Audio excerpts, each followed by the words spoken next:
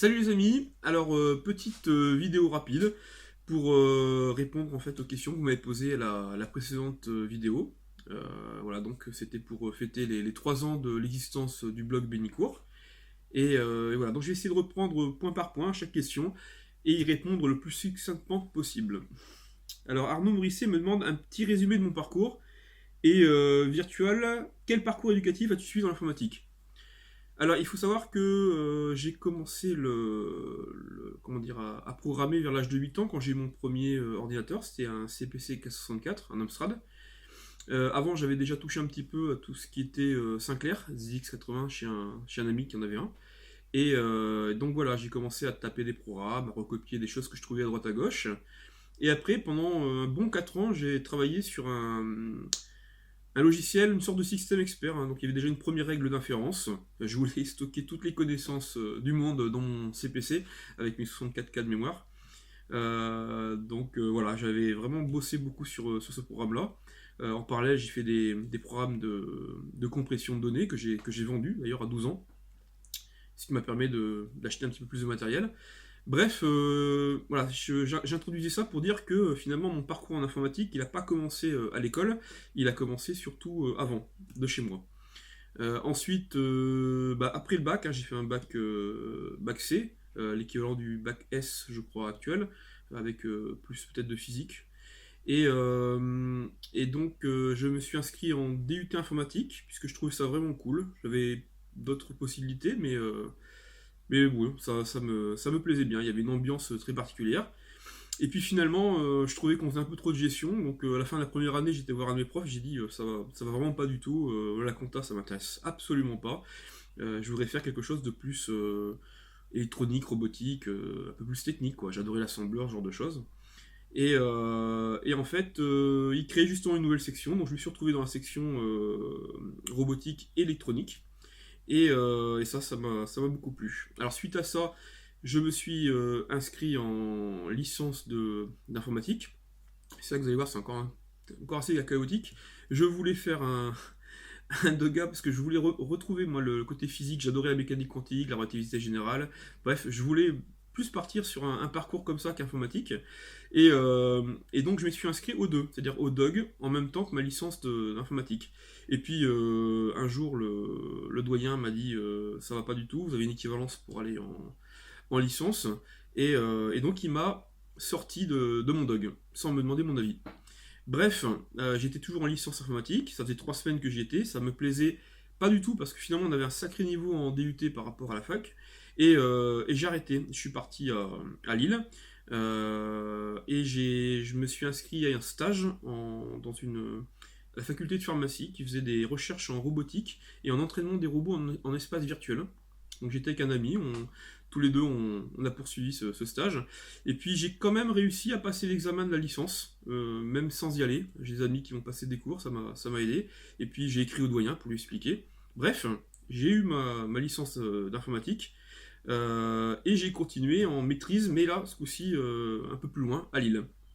Alors, j'étais en licence, j'étais plus 3D, j'avais une option pour les modeleurs 3D, et ensuite en maîtrise informatique, j'étais en parallélisme et intelligence artificielle. Donc, bon, deux domaines, mais c'est là-dessus que j'ai placé un peu mes options. Suite à ça, donc, j'ai pu réintégrer la licence de physique que je voulais faire depuis le début, en ayant une équivalence pour y aller, grâce au doyen aussi également. Et là, bon, ça m'a beaucoup plu, mais j'ai pas poursuivi après ça.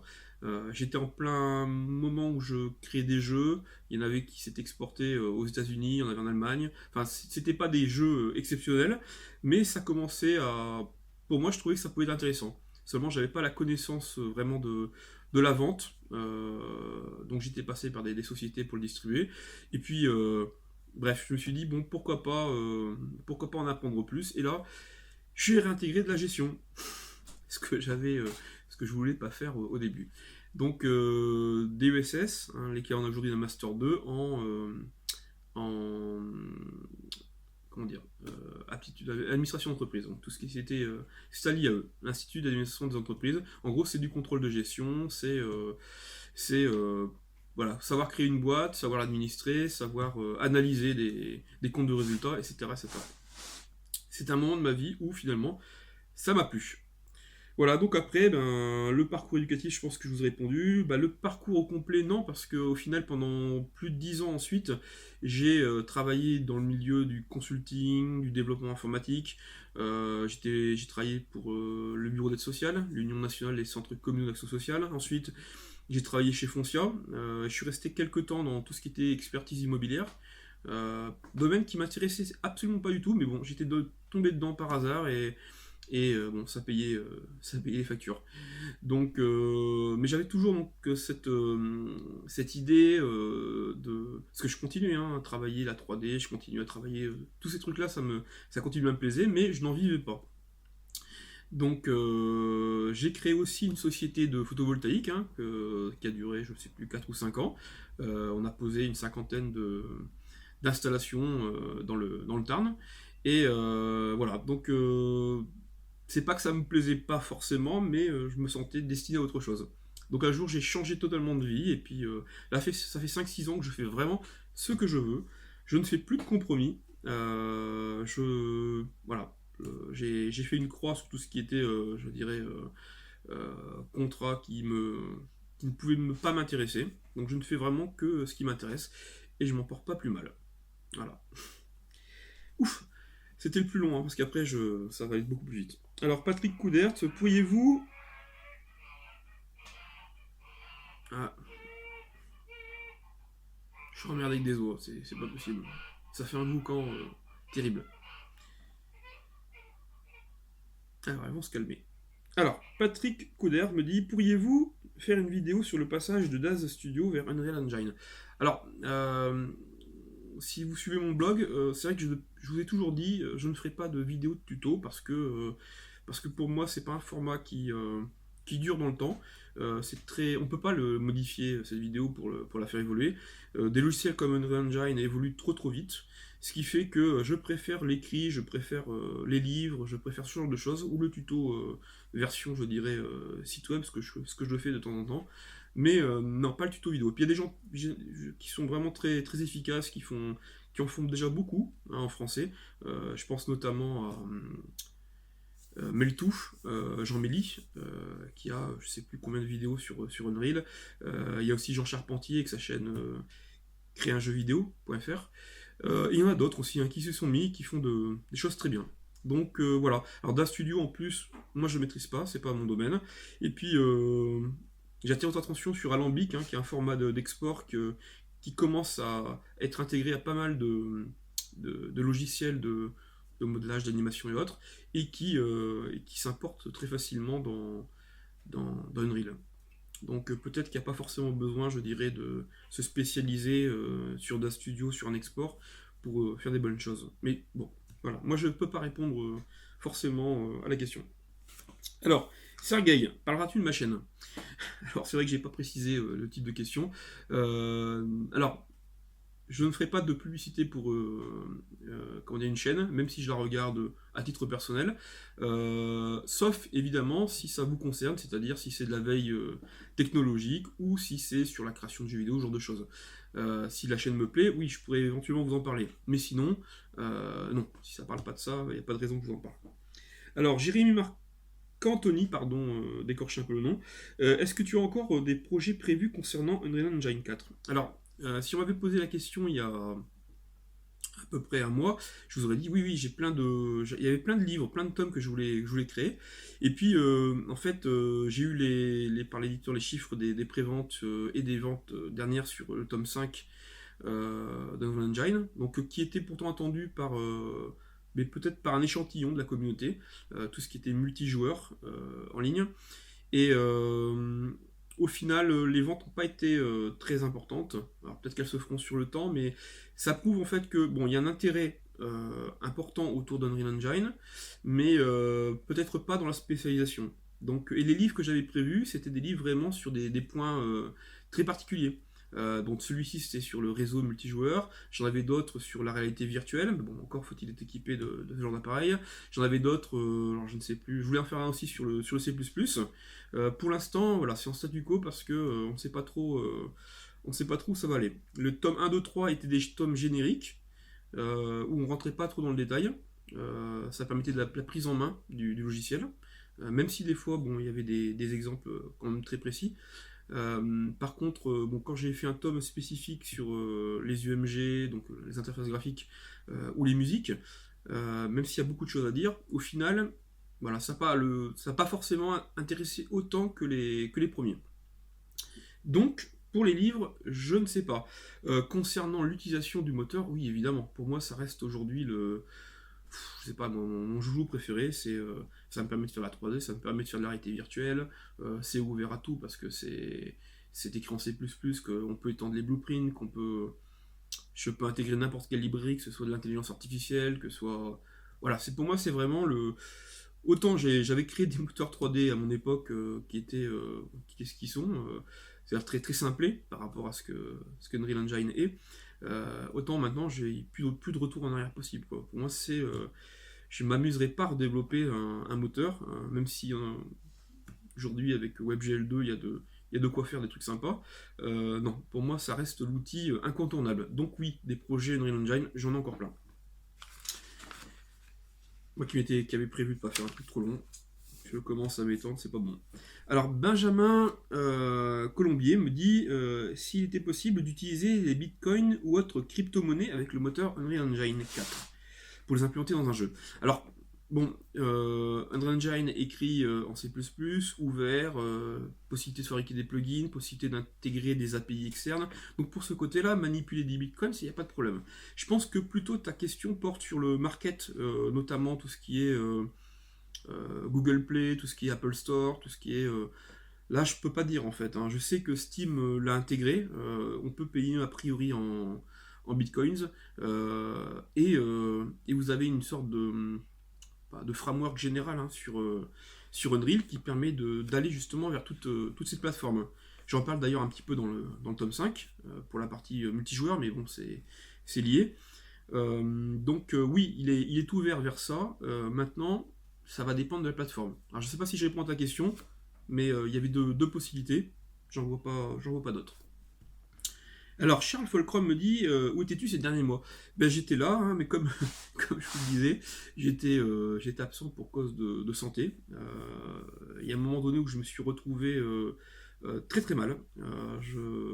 Plus aucune force. Je ne pouvais plus me lever le matin. Enfin c'était l'horreur. J'étais très très fatigué. J'étais essoufflé rien qu'en faisant quelques pas. Euh, j'ai fait plein d'examens de santé. On a trouvé des causes possibles, oui, mais bon, rien de... Voilà, je me remets au fur et à mesure.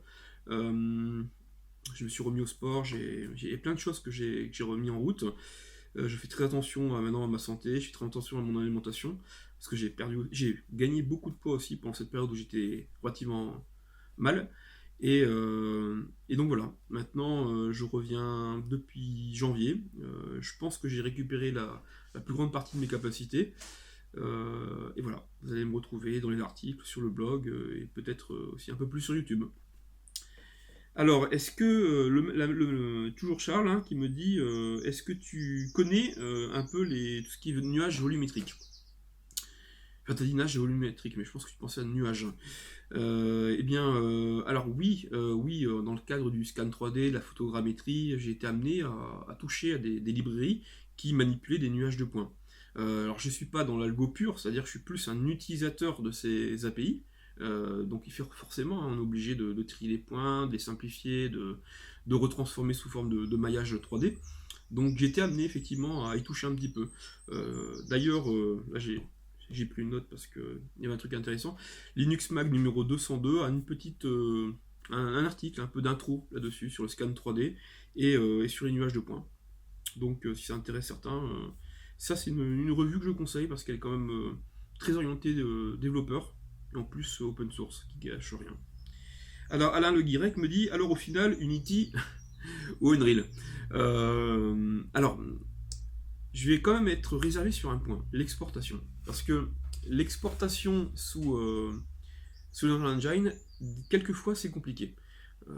Plutôt que d'avoir vraiment un truc où on peut dire, voilà, on va exporter notre application Android, iOS, toutes les plateformes en un coup, avec un seul bouton, Généralement, ça demande quand même encore du paramétrage, il y a des fois des bugs de compilation, donc voilà, je suis un peu réservé. Quand il faut faire un projet pour une plateforme précise, oui, parce que là on va tout développer vers ça, et ça reste Unreal. Après, bon, Unity, voilà, pour l'export, je trouve qu'il est plus simple.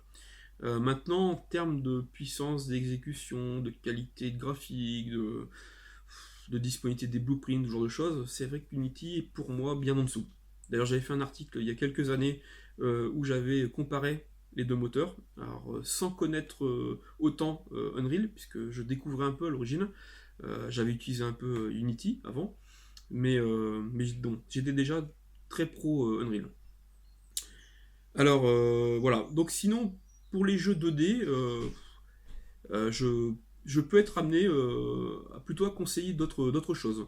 Notamment, il y a des petits moteurs hein, comme Godot Engine, alors je sais que dans la tête je ne l'ai pas forcément, mais il y a Construct, il y en a un que j'ai découvert au travers de Reynal et son projet Too Dark, c'était Monkey X, qui est pas mal, enfin, qui a l'air très, très sympa, qui exporte aussi facilement vers plein de plateformes. Donc voilà, il ne faut pas forcément se limiter. Pour des petits projets, Unreal n'est pas toujours le meilleur, je dirais le meilleur choix. Mais bon, quand on maîtrise ce moteur, on peut être amené justement à tout toucher. Donc voilà. Je vous laisse faire vos propres conclusions. Voilà, donc c'est la fin des questions. J'espère que j'en ai pas oublié une. Alors j'espère vous retrouver prochainement sur YouTube, faire de nouvelles vidéos. Alors ça sera peut-être pas comme le journal du blog, parce que c'était beaucoup beaucoup de travail. Et c'était peut-être un peu aussi un peu flou. Je traitais plein de sujets en même temps, ça pouvait être amené à perdre des personnes. Là je traiterai des sujets juste un à chaque fois, des vidéos un peu plus courtes, que j'espère un peu plus régulières. Et puis voilà, je vous remercie toutes et tous de suivre mon blog avec assiduité pour certains ou de temps en temps pour d'autres. Ça fait plaisir en tout cas de vous retrouver et puis de savoir que quand je sors un article, il y a plein de monde qui le lit et qui le commente. Voilà, à très bientôt et puis je vous souhaite une excellente semaine. Bye!